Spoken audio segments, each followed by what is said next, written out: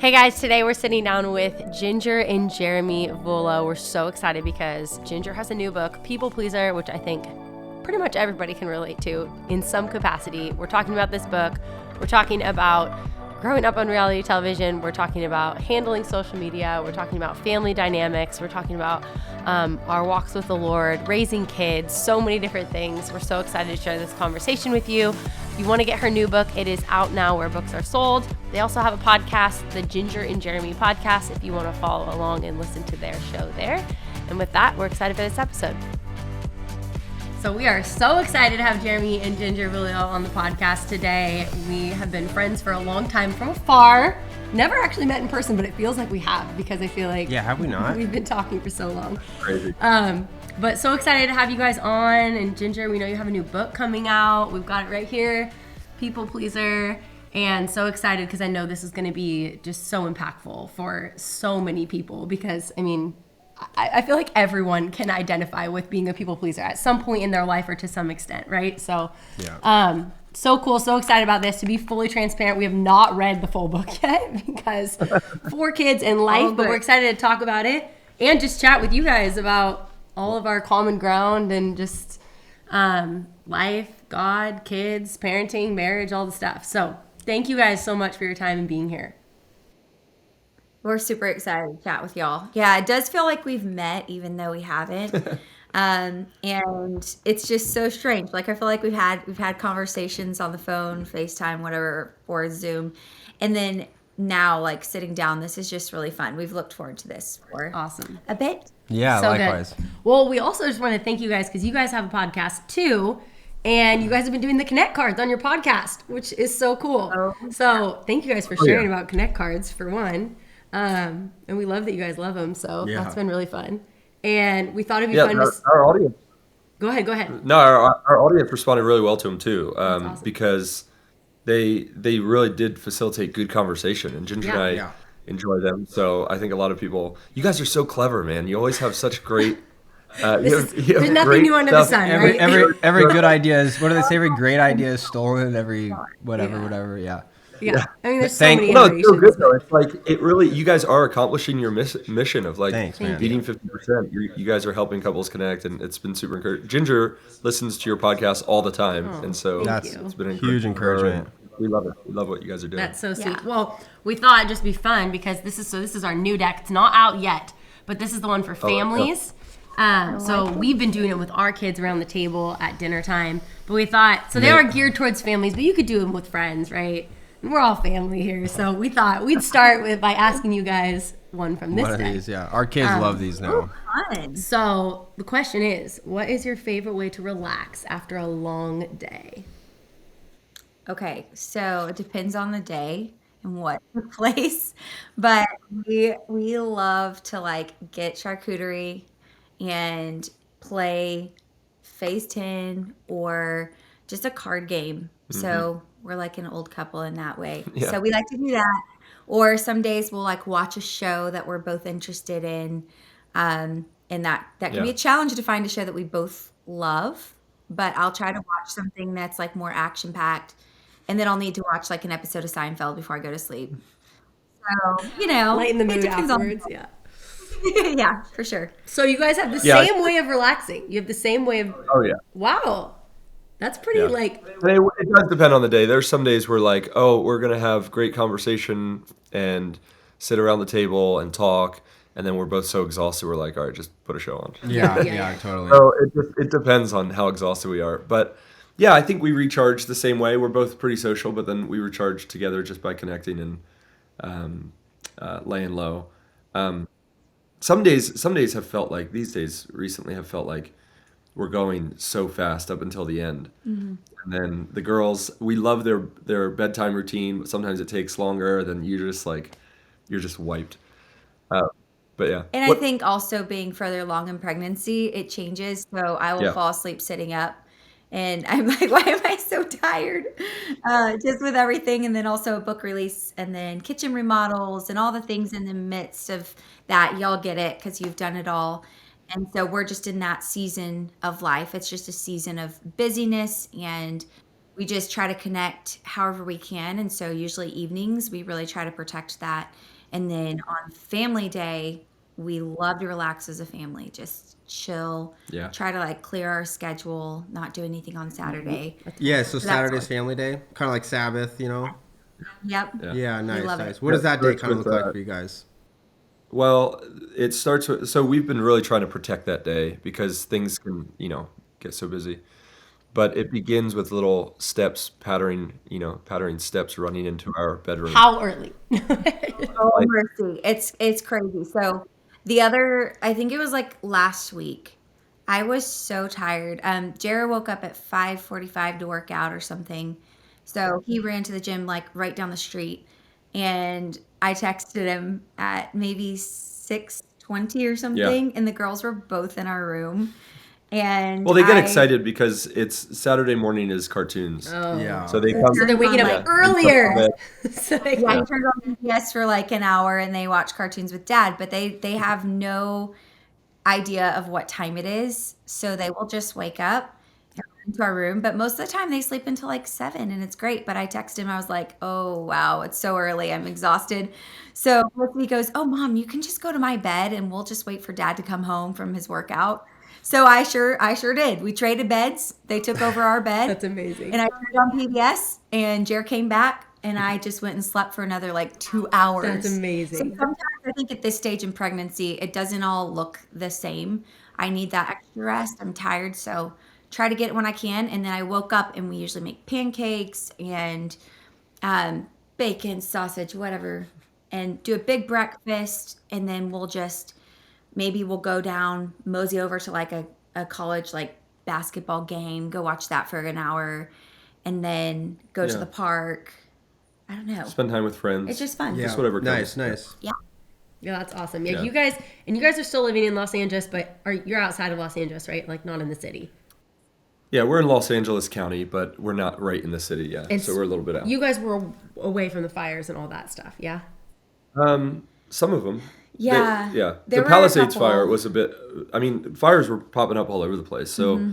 there were a couple that came close and we were monitoring because the way they were spreading was crazy. Yeah. So by God's grace, our area was safe, but Our area is usually the one that gets hit by Yeah. fires the most. And so in the summer, we're kind of bracing ourselves and we haven't spent a summer at this property. And so I think just with the land around, it's very dry. And so we've been talking about what we can do to prevent fires from coming super close. So yeah, but we're very thankful to be spared. Yeah, gosh, you guys, Yeah, so totally. good. Ugh, praise God. It was just... Well, what are you guys cranking on these days? You guys are doing the podcast. Jeremy, you're pastoring still, yeah? yeah, I serve in the college ministry at Grace Church. And then I'm doing a lot of stuff up at the university. Nice. Like So like what? the What is Master's that? University. It's like the Grace Church has a seminary and a university, and so I've been the last 5 years I've been at the seminary. Now I've kind of transitioned over to the university and helping out with the athletics departments there and doing some like discipleship with the students. So that's been a lot of fun and taken a majority of my time. But then also still doing ministry at the church. Yeah. So it's like just you've got a few different things going on, but when you're involved in a ministry like this, it's like pretty normal for people to be doing a bunch of different things. So Totally. preaching every week to the college students here. In fact, preaching tonight. Doing a little series through athletics, which has been fun. Yeah, that's really... Athletics. Because you weren't doing stuff with athleticism before in seminary. No, I mean it's kind of it's a nice little combo of worlds because obviously my background in sports. Well, our And- listeners might not know, so tell what your background in sports is. Well, yeah, so played soccer my whole life, played 4 years professionally, and then left professional soccer to go into ministry. And so now working with athletes or college students the last 5 or 6 years, and now working with the athletic teams at the university in like a spiritual oversight kind of role is just a combination of those two passions, Yeah. of Yeah. ministry and sports. And so right now I'm preaching through a series I'm calling Lessons from the Athlete, which is a look at the New Testament use of the athletic metaphor for the Christian life. It's been really cool Yeah, that's because cool. That's fun. the New Testament is constantly pointing us to the athlete. Yeah. Give us a little bit more of that. Like just, one example, Yeah, well, your favorite point that you're going to make tonight. Audrey's a runner, so she. Oh yeah, yeah. She gets a lot. So I don't relate well to runners, Audrey, because Soccer is running. Well, I was a goalkeeper. Okay. So. Okay, that's true. Sorry. I forgot about that. That's true. Okay. But it is a perfect metaphor for the Christian life because the obstacles, because it's difficult, because you got to keep your eye on the prize, right, and not lose focus. So, I mean, there's so much. I just preached to some high school kids yesterday and out of Hebrews 12 and lessons, the ABCs of endurance, I called it. Like, how are we going to make it to the end in this difficult life? And the preacher to the Hebrews is preaching to Christians who are growing really tired of running with Jesus because they started out well, but now life is getting real difficult. And some of them are thinking about dropping out. I mean, like they've stopped gathering together. And so what does he do to encourage them? He admonishes them to abandon weights and sins. And so he points to the runner, right? The runner gets rid of all encumbrances. To be patient, he says 3 times, run with endurance. And I mean, you know that when you're running, it's like, it's the tortoise and the hare, right? You got to think, no, I've got to keep going. It's like one more step. And then the final is consider Jesus. So he's always saying, look to Jesus. So what's so encouraging is you're not the only runner. You're not a trailblazer in this race of Christianity. You have this warrior king who went before you. Yeah. He's accomplished it. He entered this world. He ran the race, and he's saying, follow me. And so if we keep our eyes on him. Love that. So I said, really the whole Christian life could be boiled down to a contemplation of Christ. Those words, consider Jesus, look to him. And anyway, Love that. So looking at the runner, it's like, wow, watching that runner run helps us learn these lessons that are going to keep us in the race. Real quick, I've been waiting for a great opportunity to plug these books that we've been loving reading to the kids that I remember from growing up, the Adam Raccoon series. Oh, yes. Love them. Good. Okay. Anyways, A lot of people just don't know about them because they're so old. And I'm like reading these and I'm like, this is profound. Like this is some really good programming for the kids, like just to get this, like these meta narratives, like the hero's journey meta narrative that once you know the hero's journey, you look at every single movie that's ever been produced and you're like, that's hero's journey. It's hero's journey. It's hero's, different characters, different scenes, different timelines. It's all the hero's journey. But Adam Raccoon has these like meta narratives that are like just so good for the Christian walk. Anyways, there's one called, what is it called? Race to Victory Mountain. Race to Victory Mountain. And it's literally... We could probably recite the whole book right now. So it's really good. So if you got kids and you're looking for just some wholesome books to program their subconscious with, Adam Raccoon. You know what we need, guys, is we need the Jeremy and Audrey updated Adam's Raccoon. Yeah, hey. Adam Raccoon. give away our secrets. Totally. We did Forever Falls last night, and Felicity was trying to understand, like, tempting pond. Yeah. And so I was explaining metaphor to her. And I'm not like, but I was going, well, it's a metaphor. Yeah. And she's like, what does that mean? Because she was saying, is this a real place? And I said, yes and no. So, dude, she like understands it. I had the gets same it. conversation with our oldest, Ember, a couple weeks ago. And it's like, she now knows what a parable is. Yeah, well, because when you read the Bible to them, what did poetry that actually happen? Like poetry is language we use to describe a immaterial thing. Like it's the connecting between two realms. That's why you feel so deeply when you read poetry. A poem about love is because it's like you feel the weight of love, which is, just it's beyond comprehension, but you're using physical terms to describe it. Poetry is this like dance between the two realms, and it's like at 7 years old. Or I don't know how old your oldest is. 6. Yeah. 6, yeah. It's like to know what like a metaphor is, or like a parable. It's like it's just a sweet thing. I think it's gonna aid them well when you start to be intentional with how you like program your kids and what you introduce them to early and whatnot. But speaking of books, Yes. Okay. hold on. I asked, what are you guys up to? What are you guys doing? You're gonna get the first question. Well, I wanted to hear what I was Okay, going go to ahead, switch go over to ahead. Ginger and No, say go for you're it. you're obviously a full-time mom, but you're also writing books and whatnot. So, my first question was like, why did you write this one? How did this one come about? Yeah, it was crazy. So, people pleasing has always been something that I've struggled with. So, I think looking back over my life, I could say, okay, when I was really little, I struggled with it in a very small way. And then just trying to gain the approval and acceptance of, my siblings, my friends. But then the older I got in the teenage years, I struggled so much in that time from really the age of like 12, 13, 14, even with eating. I struggled with that for some time because I was so consumed with what people thought of me. I thought I'm not skinny enough.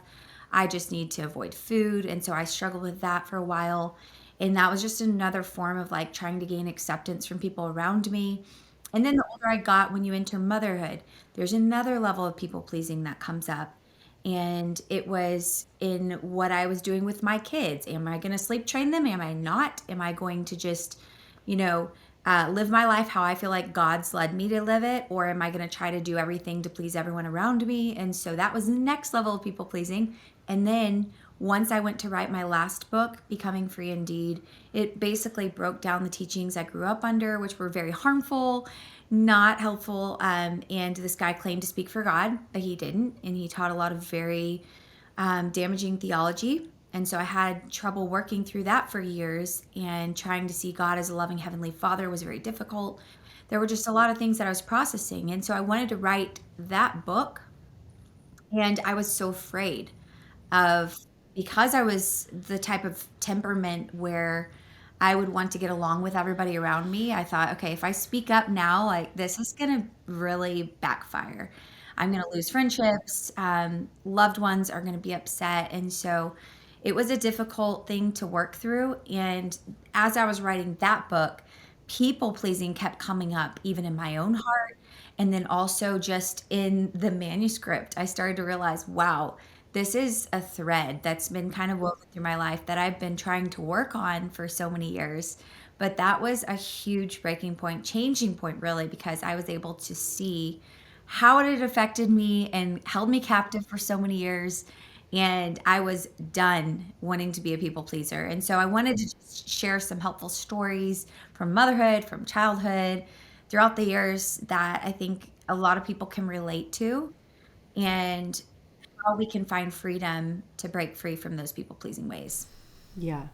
So good. Yeah, that's really good. It's like it it's like you identified your fear, and like Yeah. yeah. Would you say the fear is well, if people pleasing's like the symptom, what would you say the deeper fear is? I think the fear of rejection Yeah, is yeah. huge.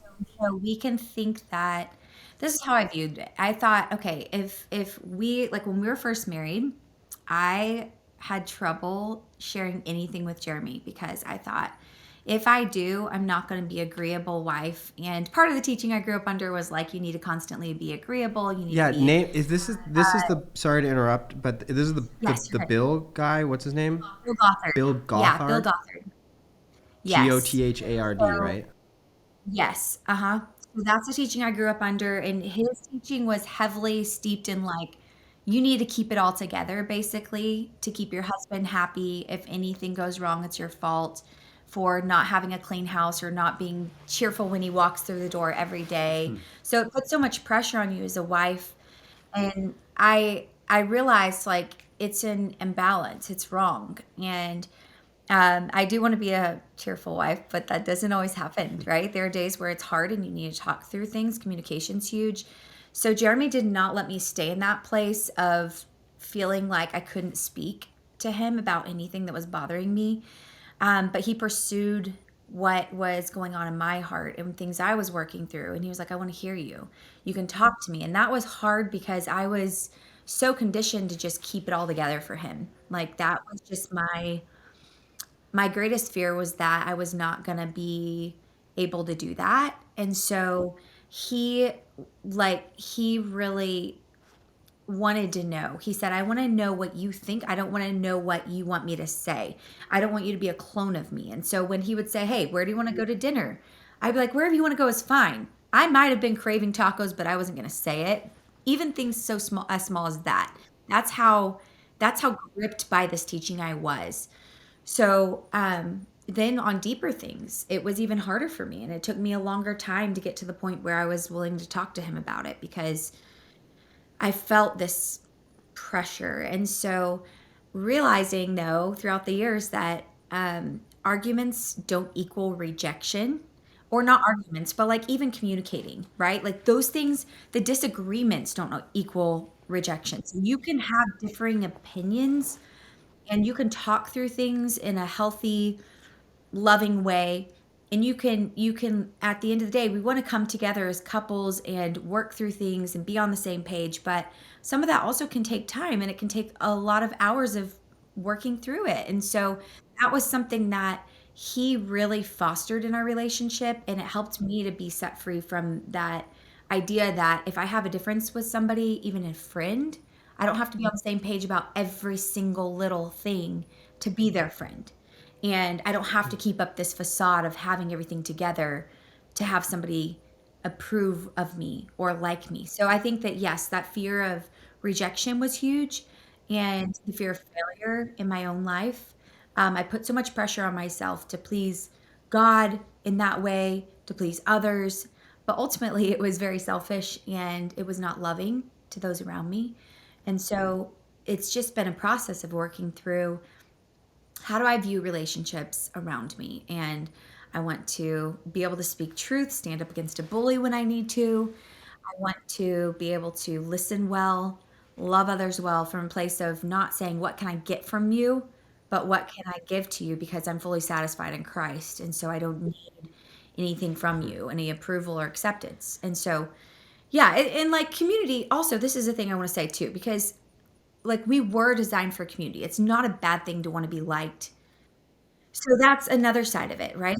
It's like we have that in us where God has designed us for community. We're to have community with God and with other people, other believers, with those even outside of the church. And we want to love them and show them the love of Christ. And so we were designed for that. It's not like we want everybody to hate us and we're going to be okay with it. But at the same time, if we're trying to suck everyone dry of what we feel like we need, then that's the issue. And we have to go back to the why behind. Why am I trying to gain this from them? Because I need to realize who I am before God, and then I can go love others well. Do you feel like you've had any realizations through the process of recognizing this, thing that had been like a foothold on your life for so long? Do you feel like you've had any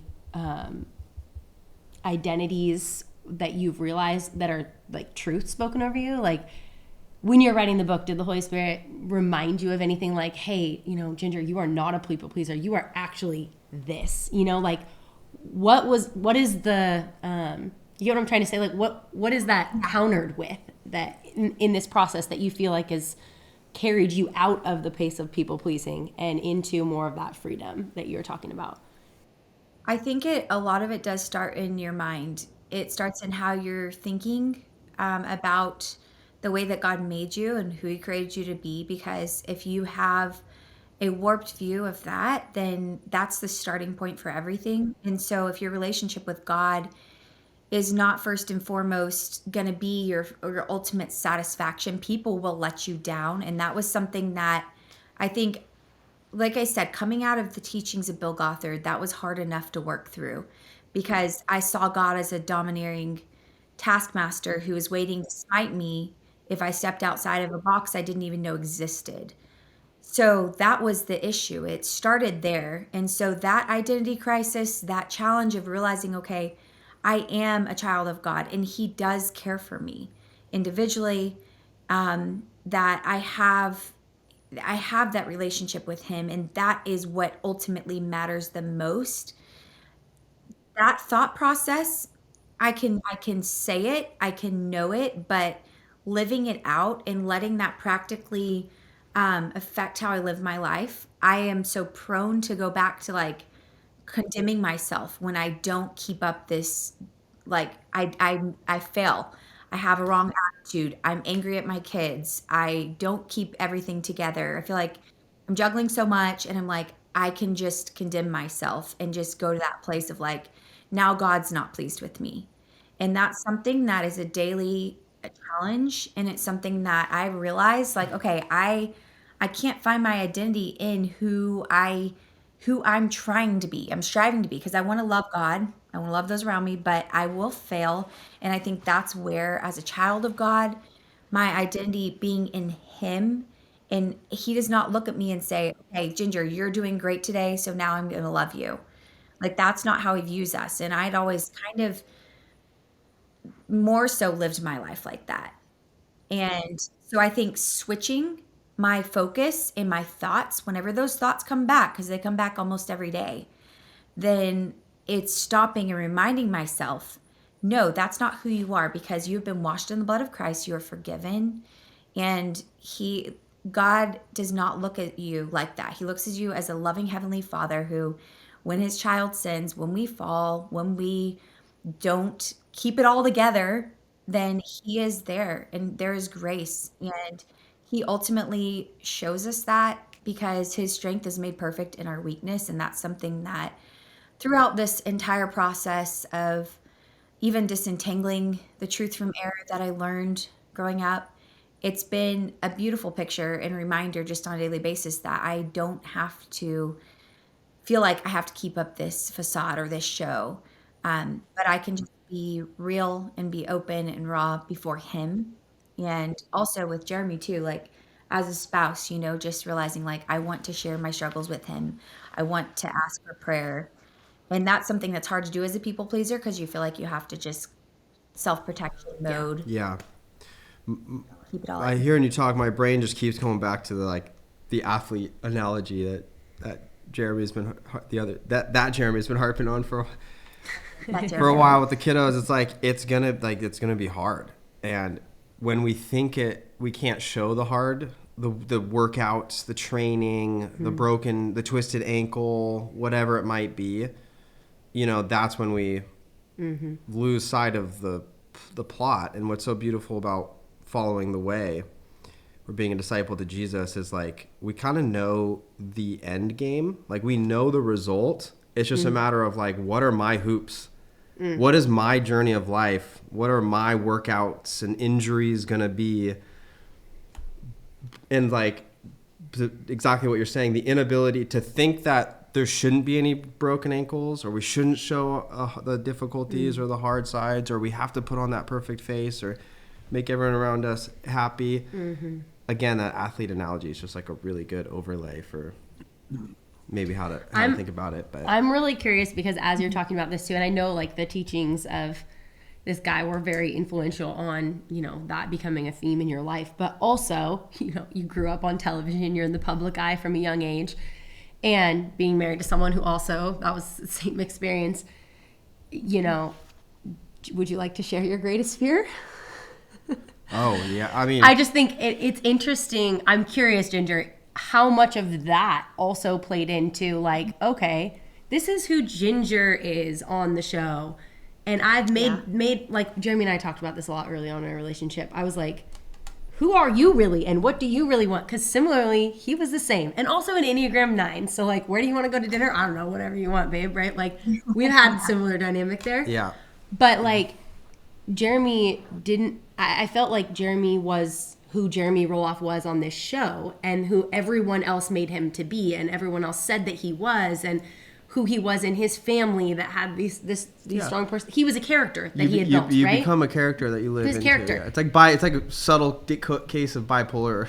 But then I kept asking him, like when we were even young dating, I was like, do you feel like you just have to live up to this version of yourself that you've portrayed, and you always have to be that version? Like that is a form of people pleasing, like you're just living up to this character. Which, to be quite frank, I'm just curious how that's played out for you too, because I know that's so unique and similar to your guys' stories. But and then just to piggyback it before we pass it back over, social media, I think it's very much become the same thing. Totally. Like totally. We've personally, like you outpace your growth. It's very hard to like keep up with the pace in which you're learning and growing and spiritually changing and stuff, and like bringing people along that journey. And so we're trying to figure out like it's literally almost the same problem all over again. Like these people think, you know, there's a version of me, and it's true, that is me, but like also I'm not that person anymore, but then I can't quite communicate. It's just such a difficult barrier. Okay, we've been using non-toxic laundry detergent for the past 7 years, but it never left our clothes smelling clean. It got our clothes clean, but never left them smelling clean while also getting out the stains. And so I finally discovered a laundry detergent that does that. That is non-toxic, clean ingredients, very affordable, and it gets the stains out, safe for your whole family, baby clothes, adult clothes, farm clothes in our case, lots of loads of laundry a day. And it leaves your clothes smelling fresh and clean. So we truly love the scent. This is how it works. You just pour one of these little packets into the reusable jug and fill it with water. I have a deal running right now for you guys. If you want to try Truly Free laundry detergent, you can get 300 loads for free with the link that's going to be in the show notes description. For comparison, it is actually more expensive to get the amount of loads of laundry that you're getting with this deal in a Tide equivalent. So this is a killer deal for safe laundry detergent for your family, no synthetic fragrances, clean ingredients, and actually works. As a mom of 4 doing laundry loads every single day, I attest to it. My husband loves the smell that it now leaves on his clothing, and it's awesome stuff, super affordable. So if you don't want to take advantage of the 300 free loads deal and you just want to try 1 load of laundry detergent or some of their other cleaning products, which are all non-toxic, you can use my code Audrey30 to get 30% off your order as well.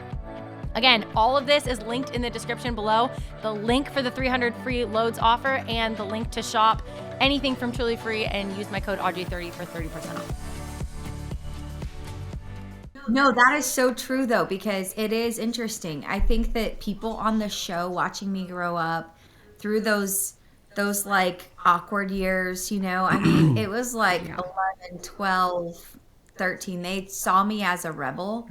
And it's hilarious because that was not me. I was the opposite. I was the rule follower to a T. I'd make sure my skirts were falling like well below my knee to the awkward length. And I was very strict on that. Would not listen to music with drums. They had no clue, but they painted me as the rebel. And my family was like, drums.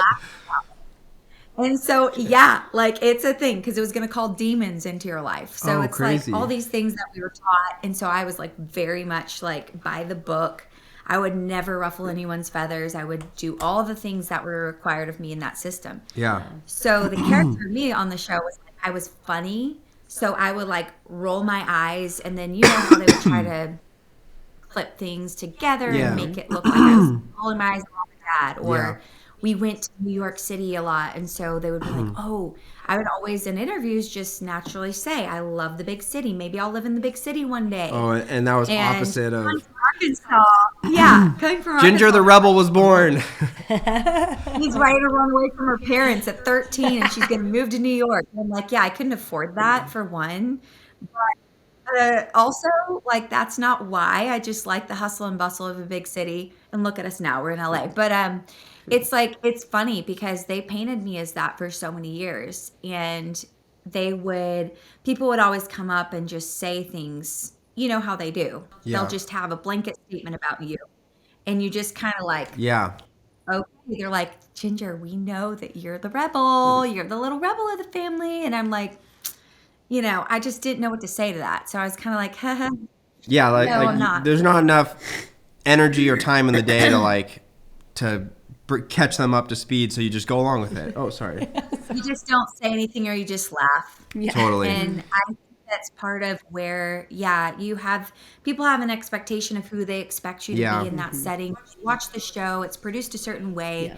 Yeah. And so once you step outside of that, it's like, that was my reality, as it was your reality, but it wasn't because it wasn't so normal. Like all the things that we were doing, we had opportunities that we wouldn't have had, right? Like we would have been eating beans and rice every day if the show had not been around. So it's like things like that, right? Like we start out like that and it's okay. But people would not know actually who we were, what we were about. And I think that was a big thing for both of us, because when we right before we got married, we were talking about what we wanted to do. Jeremy was pastoring a church for 2.5 years before we met or before we got married.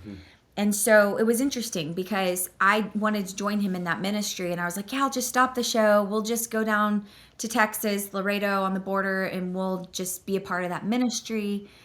And it was interesting because I think in that time, my heart was, I don't want to distract from the ministry with a show. I don't want to, cause any complications. And so we were very, very focused on that. But then we realized, okay, well, we can't do that. We didn't realize at that point we weren't able to do that. So we just were very strategic when we filmed, made sure it didn't involve any church people. We're like, okay, on his day off, we're going to film, and then we're going to be done.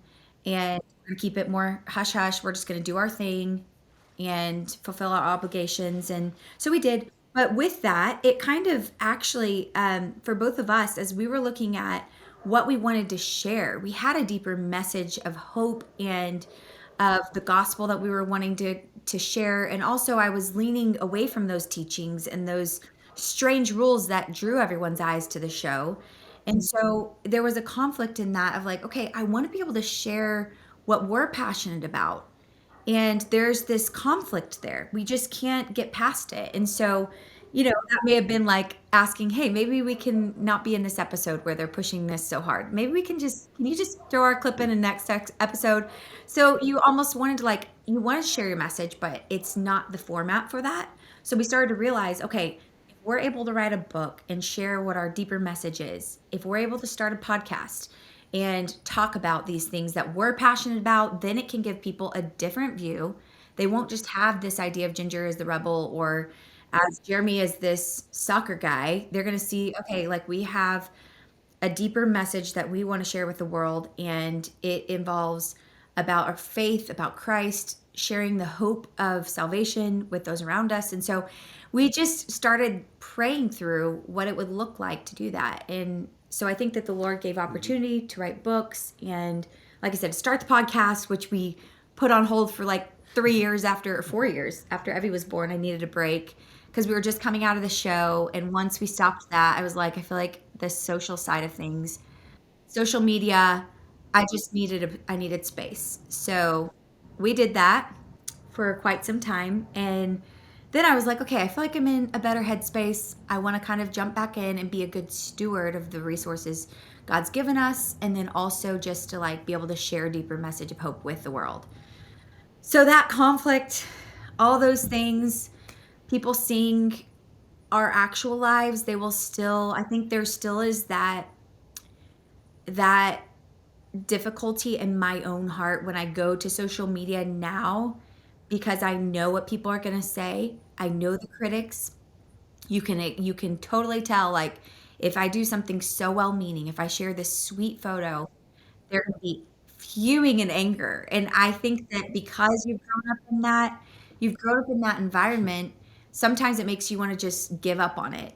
And you want to just never, you're like, you just don't deserve this, in a sense, which sounds horrible, but I'm like, it kind of comes down to that. And so for us, we've gone back and forth, praying through it as a couple, talking about it. At what season, in what season do we share our lives? And what seasons do we back off a little bit? And being okay with that is something that's hard because it's such a foreign concept when you were raised to share your life. So yeah, it's just all the dynamics, right? Yeah, you're just I'm hearing you talk. I'm like, gosh, we could do probably a 2-hour sit down of just the thought theory of how both of us decided to leave the show and do what we currently are doing. It's just so fascinating, and the insight you have to humanity and the way people operate on a set of beliefs.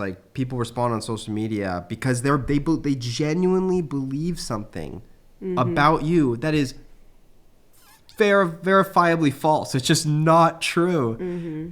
But it's their truth. It's their reality. And so you get this weird insight into how the macro population operates. And I think it's an insight that a lot more people are getting now because of social media. But we were kind of some of the first to experience that. not some of the first. What I mean is like, it was much rarer to be famous on television forever than it is now to get famous off a viral video in 10 minutes. Right, because that's the thing, though. Like, the reality shows were just kicking off, and especially with families, that was like, you would have other shows that were reality shows, but it doesn't involve your everyday life with kids.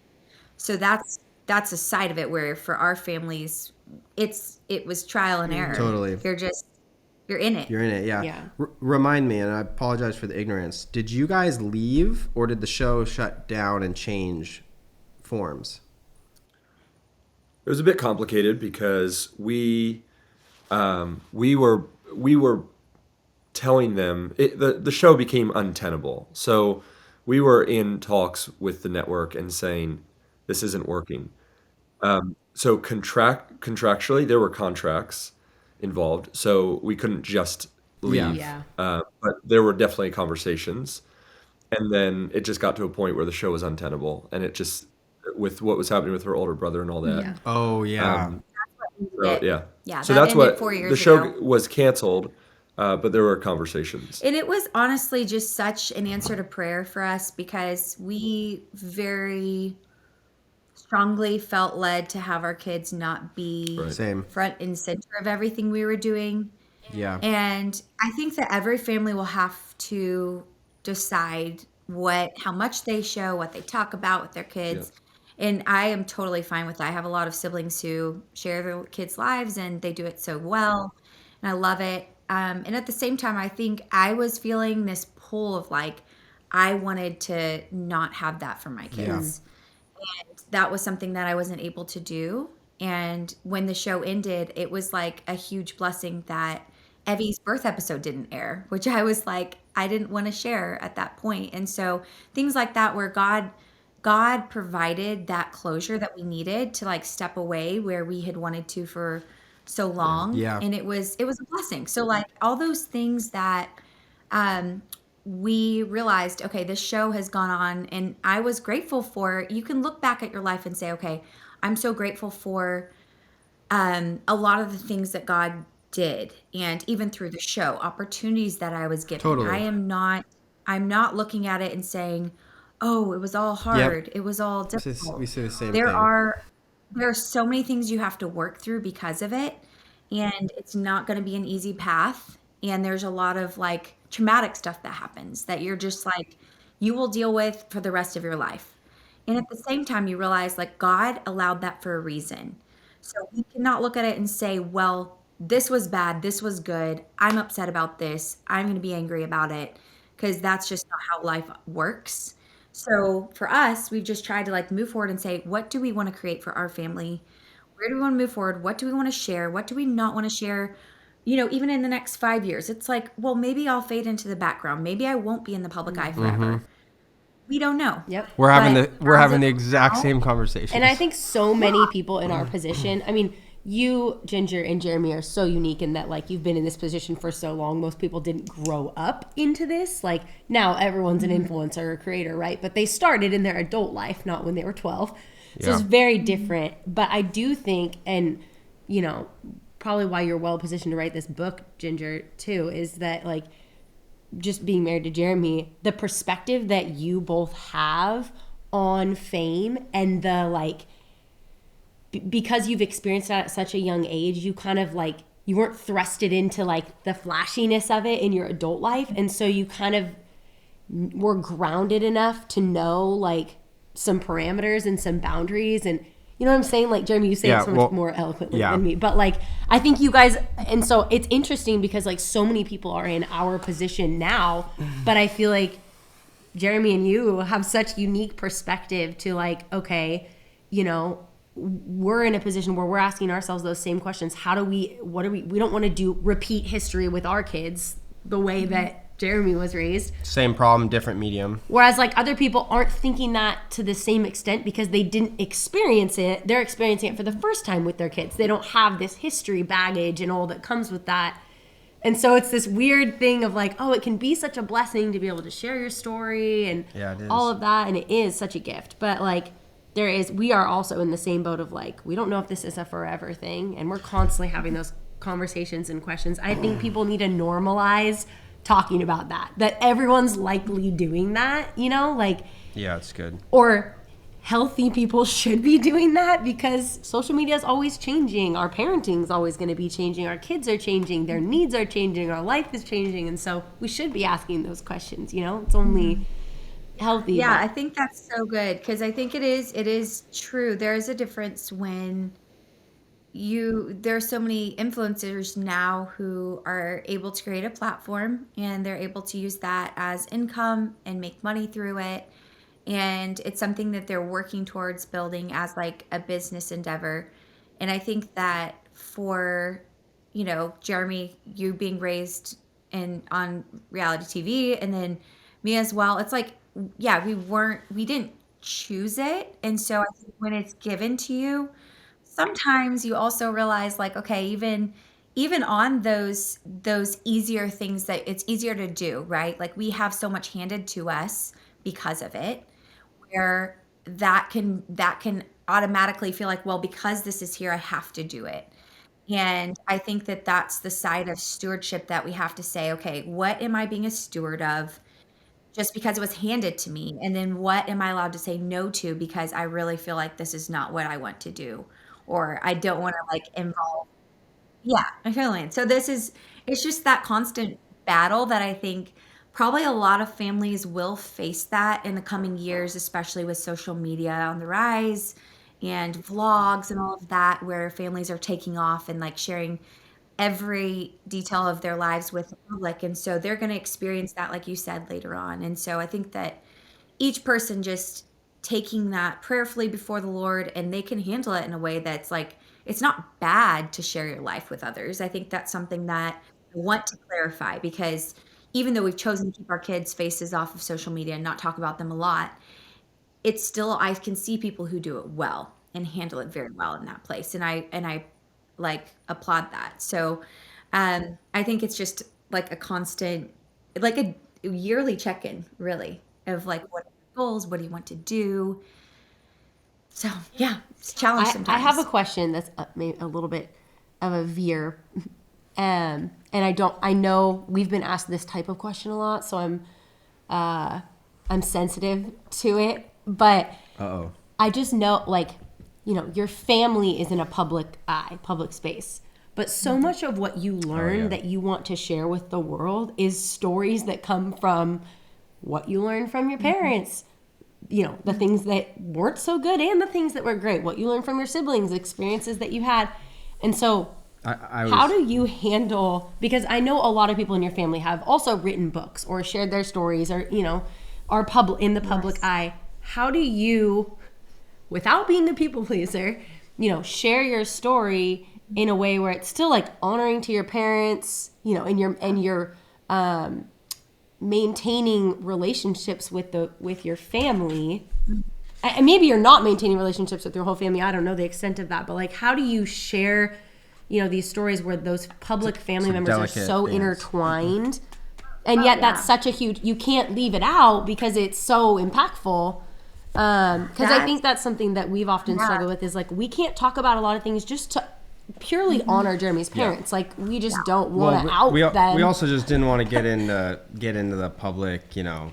We've drama. never shared really the truth of any of the drama, any stories.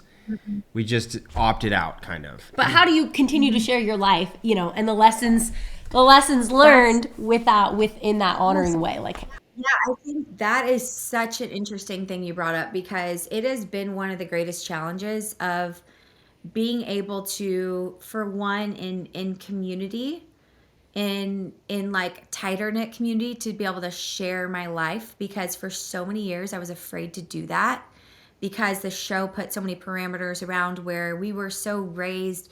And part of this was you're raised thinking, okay, I don't want to give a spoiler, so I'm not going to share with my friends and family about this. So if I'm pregnant, I'm not going to share Oh with my friends. goodness! Oh, the trauma. It's like all that. I know. It's like so frustrating. You're like, we don't. You just brought up so many, like, we'd be dragged into my dad's office of like, who let this happen? Yes. it's like you can't say anything about anything. If there was something that took place, you can't share it on social media for another 3 months because the show won't air until Oh, then. it's crazy. We'll send you the clip that you can use. Don't use any of your personal stuff. Don't put this crew member in, whatever. So they're all the things. So like those difficulties, I did not even realize it was a problem until later when I started feeling like I couldn't connect with people because I was so conditioned to keep my life private, my filming life private, which While started being out. public. Like, Yes, it's, yes, yeah. it's the challenge. It's like, how do you do that? So here, everybody will come up to you and they know everything about you, and sometimes you're like, I wish you didn't know everything about me. You just like are like, oh, I remember this show. I remember Yeah. that show. I remember what you And did when you they're were. great. Like, to clarify, I know we both know this. The fans are They're fine. amazing. They're incredible. I love We're discussing the more of the internal battle that we go Yes. through. Yeah. Of sharing. How much can you Yes. share? So this was the issue. So whenever I went to Texas, I had the hardest time because I did not know how to have true relationships, genuine community. Because like I didn't go to college either. I'm not like a big proponent of like you have to go to college, whatever. But I didn't. I didn't have any experience outside of this bubble of like being a part of a family that was very public. And so my siblings were my best friends, my parents were my best friends. And so whenever I moved away, I did not want to share anything with anybody because I was like, what can I share? And then even things I was working through, maybe there was some family conflict and there were difficulties of like figuring out, okay, how do we handle our relationship now as a married couple with the ones we love the most? And how much do we, like say, this is what we want to do as our family, and this is what we want to adapt from what I learned as a kid. So a lot of those things I just wouldn't talk about anything because I was so afraid of speaking about a difficult thing I was walking through and then somebody quickly putting it in a public place, or them thinking bad of my parents, or them thinking that this sibling, well, there's conflict now, there's drama. So I just was quiet. And so it wasn't until I came to LA where I met some really genuine friends who were also in a place where it was different. They're not on TV stuff, but it was like they're in a place where people want to be close to them for reasons that you don't, it's like, oh, they want something from them. And so with those type of people, with people who are in that place, I honestly just want to give them the most space possible because I'm like, I'm not being your friend because of that. Like, I'm not going to talk to you, not because I don't like you, but I want to give you your privacy. And that was a struggle for me. Jeremy had to like help me through a lot of that because I was so conditioned to just be quiet, to not say anything, to the point where I felt like I was being crushed. I felt like I could not share any of my life. People would be talking about their family, asking for prayer in small group, and I could never do that because I was so afraid of dishonoring, so afraid of like sharing my life because I'd shared so much of it, but it was not the struggles that I needed help with, but I couldn't share with anybody because they're gonna think bad of my upbringing, or they're gonna think I hate my family, which I don't. So those things have been the greatest challenge to this day. How much do I share? Because there are so many times where things will come up where it's like people are talking about their upbringing. They're talking about how they were raised. And I will say, I was so thankful for how my parents invested in us as kids. Before the show came, we were out like, bike rides on Saturdays. We would have this amazing family time and like all this stuff. And then when the show came, it added complications to some of that, but my parents still tried to keep us grounded and point us to Christ and all these things. And so, and then we have issues and conflict that you have to work through as families because you're family. And I think that stuff has been hard to navigate, but we've sought to honor, even in that other book, Becoming Free Indeed, that I wrote, the last book. It was nothing against my family. I was very determined in that book to share my story from a theological perspective. And there were some stories that I would share that were they felt personal, but then at the same time, I'm not sharing anything about anybody because I want to protect their privacy as well. And I think that that's the trust and the privacy when you're in such a public place, that's what you value the most. You don't want somebody who's going to be um, sharing every detail with everyone. And that's something that's been hard for me because, you will get burned. And when you get burned in relationships, it is hard because you want to like come back and be able to open up your life to people around you. And it's hard. It is a struggle. It is a battle, especially in the community of Christian, friendship, Bible studies, small groups. I want to be vulnerable, but then it's also the hardest thing in the world for me to do. So people pleasing, though, breaking free from that side of it and realizing, okay, well, regardless of what people think, I want to live my life to honor God, to share what I feel like in this setting is appropriate to share and leave the results up to God. Because ultimately, if I'm trying to juggle and please everybody all the time, family, friends, TV producers, everybody, you're never going to win. And that's the side of it where it's complicated, it's hard, it's not an easy journey that God's called us to, but I can see that He's allowed it for a reason. So I don't want to like have a bad attitude about that either. So good. Thank you for sharing that. Yeah, sorry. No, it's I'm great. emotional too, more Aw. so now because I'm like third trimester. Yes, I feel I cry it. about every day. It's terrible. I'm 8 months postpartum and so it's okay. I totally get it. I am curious, just this for both of you guys, and I know we're coming up on our time, but because this has been something that Jeremy has helped you work through, like he was the catalyst in the beginning of just trying to pull you out of that people pleasing. How do you guys now, or maybe you're not thinking about this yet, but is there anything that you guys are doing with your own kids so that they're not being raised to be people pleasers? Yeah, we have those conversations that come up. Felicity is coming home from school and having incidents where, she failed at something and people laughed at her, or, and I don't think they're being cruel, but maybe she said an answer that was wrong and somebody thought it was funny.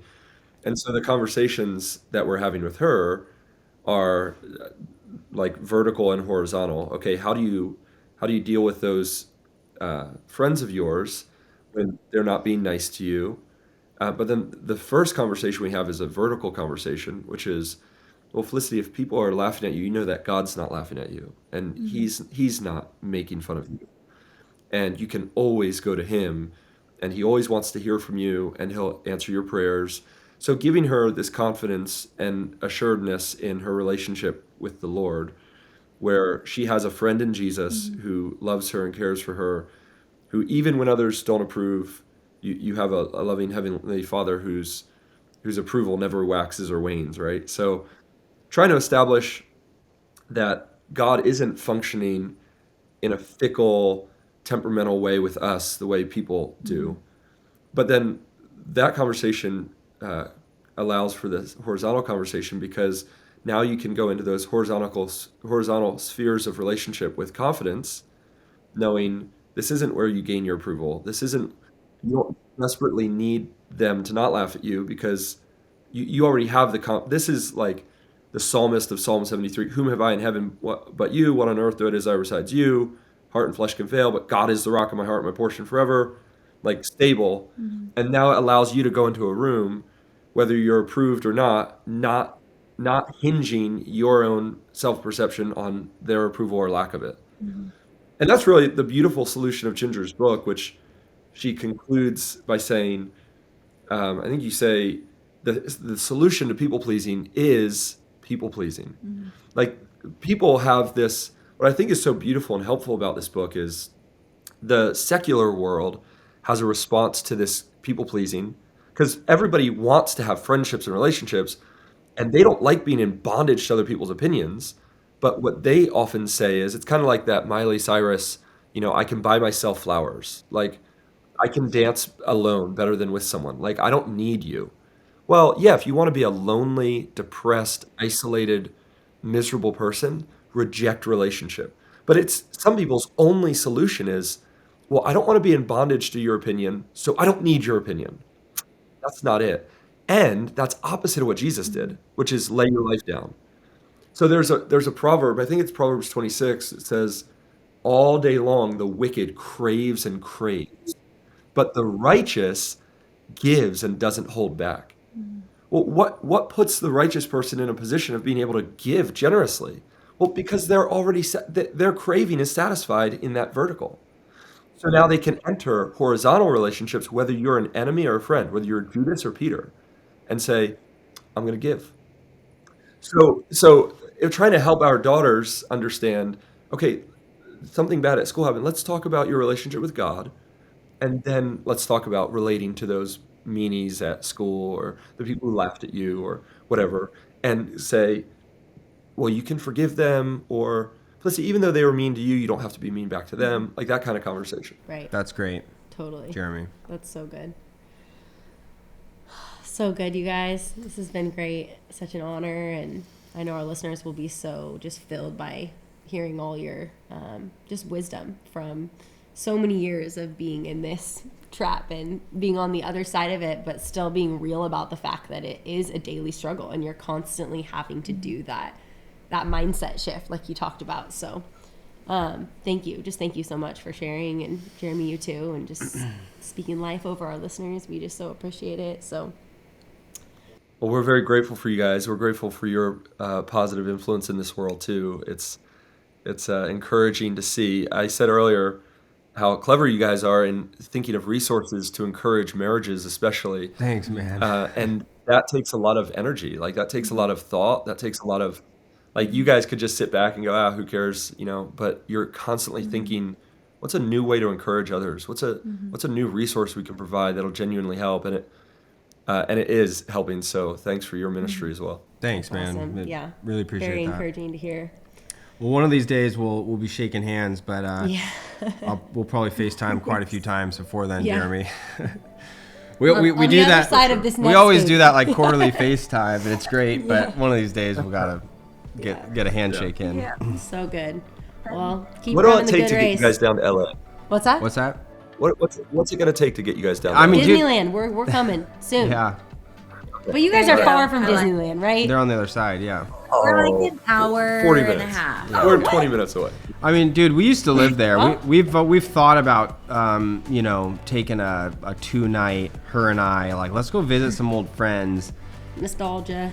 that we haven't seen in forever, but kind of keep up with on IG and stuff, and meet people like you guys. some new and ones. stuff. Yeah, that's right. Make some new ones, exactly. So it's kind of been in the back of our brain for a while, but I like it.